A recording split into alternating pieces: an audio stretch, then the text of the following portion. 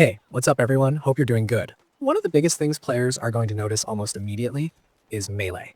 For a while now, melee has felt a little off, especially when you're sprinting and try to go in for a quick takedown. There were moments where it felt delayed or the animation didn't quite line up with what was happening on screen. And as with this update, melee interactions have been tightened up. Transitions from sprinting into melee are faster and more reliable, and hits feel like they actually connect when they're supposed to. It doesn't sound huge on paper, but in close quarters fights, this can be the difference between winning an encounter or staring at the respawn screen. Air combat also got some important attention. Jet gameplay has been a hot topic, especially when it comes to how effective certain weapons were against other aircraft. Cannons in particular could feel a bit too dominant, making some dogfights end way faster than expected.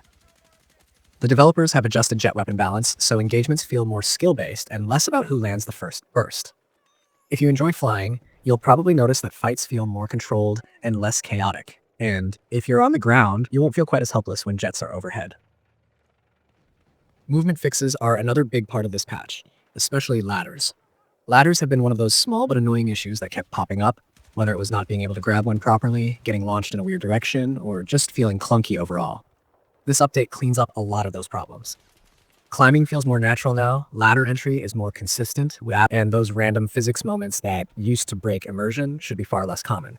It's one of those changes that doesn't get a lot of hype, but it absolutely improves the flow of matches. On the interface side, there are several quality of life improvements that make everything easier on the eyes and simpler to navigate. HUD elements have been adjusted so important information is clearer during firefights, including better visibility for things like armor status. Menus are more responsive, and some of those odd folk issues where the UI would just refuse to cooperate have been fixed. There's also more customization when it comes to reticles, allowing players to better tailor visuals to their preference, which is especially helpful for accessibility and comfort during long sessions. Stability is another key focus here. Modes like Battle Royale and Gauntlet received back-end improvements aimed at reducing crashes and unexpected issues mid-match. Nothing kills momentum faster than getting booted from a game, especially late into a round, so these fixes are a big deal even if they're not flashy. Overall performance should feel more reliable, and that's something every player benefits from, regardless of how or what mode they play. There are also smaller touches scattered throughout the update that add up over time. Visual effects have been refined, so explosions and shockwaves feel impactful without being overwhelming.